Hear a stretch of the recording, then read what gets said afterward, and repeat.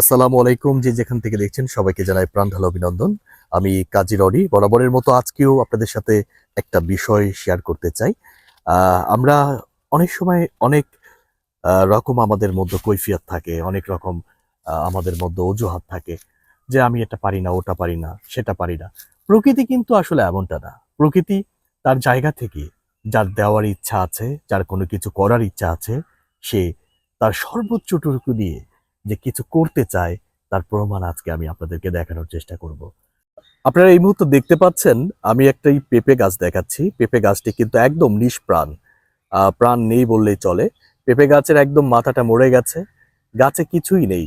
তবে এই নিষ্প্রাণ জীর্ণশীর্ণ গাছটিতে কিন্তু ধরে আছে বিশাল বড় একটি পেঁপে। আর পেঁপেটি দেখছেন কত সুন্দর। পেঁপেটি যতটা সুন্দর সুঠাম, কিন্তু গাছটি কিন্তু একদম জীর্ণশীর্ণ, সে প্রায় নির্জীব। এই গাছটির যে আকৃতি আর পেঁপের যে আকৃতি, দুটা কিন্তু একদম মেলে না। আপনারা একটু ক্লোজলি যদি আপনার দেখাতে চাই, দেখুন এই মৃত গাছটিতে ধরে আছে বিশাল আকৃতির একটি পেঁপে।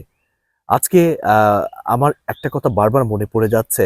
আমরা সবসময় ভাবি আমার এটা করার ক্ষমতা নাই, ওটা করার ক্ষমতা নাই, আমি এটা পারবো না, আমার দ্বারা এটা হবে না।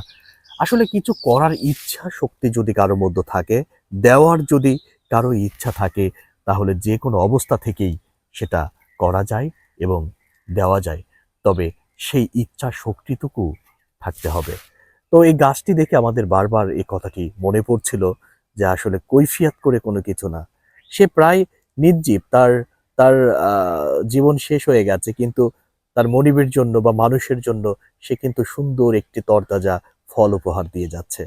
এটাই আমাদেরকে বারবার স্মরণ করিয়ে দেয় যে দেওয়ার ইচ্ছা থাকাটা জরুরি।